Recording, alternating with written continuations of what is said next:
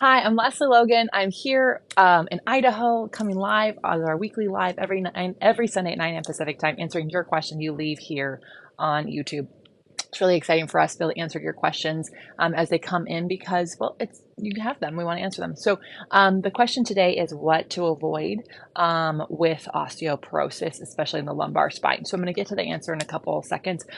First, if you are not subscribed to this channel, make sure you do that because we always have new videos coming out that are actually explaining the benefits of Pilates, how it can affect other workouts you already like, some things to avoid when it comes to it, and also, of course, some lovely free workouts. Last week we dropped a wall Pilates workout, which you should definitely check out, especially if you have osteoporosis or you're worried about it. And here's why.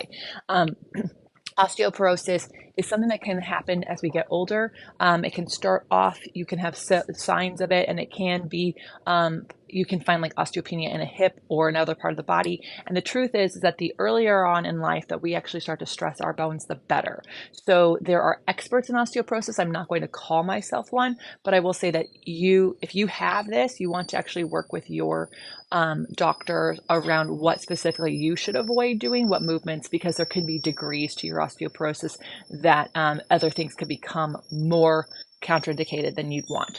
But specifically, if you have osteoporosis, you want to avoid flexion and forced twisting. So what that means, it doesn't mean you don't want to twist, and I'm sure you are going to flex your spine in some capacity, but in your life, like putting your shoes on, but you don't want to do a forced version of that. So like a dynamic version of that. So what's great about Pilates is we actually work with all 5 spine shapes, which means tall, side bend, extension, twisting, and flexing. So if we only have to avoid those 2, flexion and twisting, then you still have the tall back stuff. So definitely check out our wall Pilates exercises. You can obviously avoid the ones where there's flexion. And the twisting is pretty gentle. Again, talk with your doctor to see if that's something you can do with a gentle twist. However, everything is your own body weight, which can make things a lot safer versus like having weight added to those movements. But the tall back, the extension, and the side bending can be really, really great for you because here's the deal. We want to actually work all the muscles we still have access to so we can prevent things from getting worse as you get older.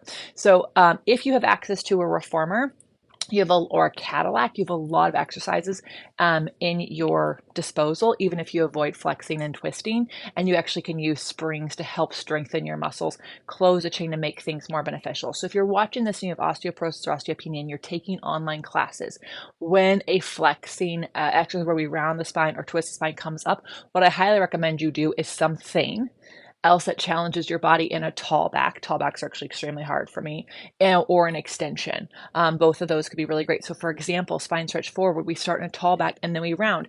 You would just work that tall back. How long can you hold yourself there and think about getting taller and working the muscles?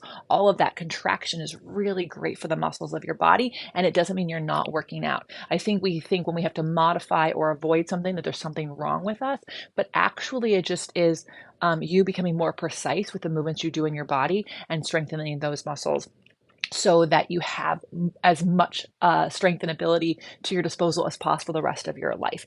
If you have specific questions, make sure you talk to your doctor. When you tell your doctor I'm doing Pilates or yoga, remember they're not all the same. And also your doctor doesn't necessarily have exposure to what you're talking about. So I would highly recommend that you develop a relationship with them and you actually show them some of the moves that you're thinking about doing.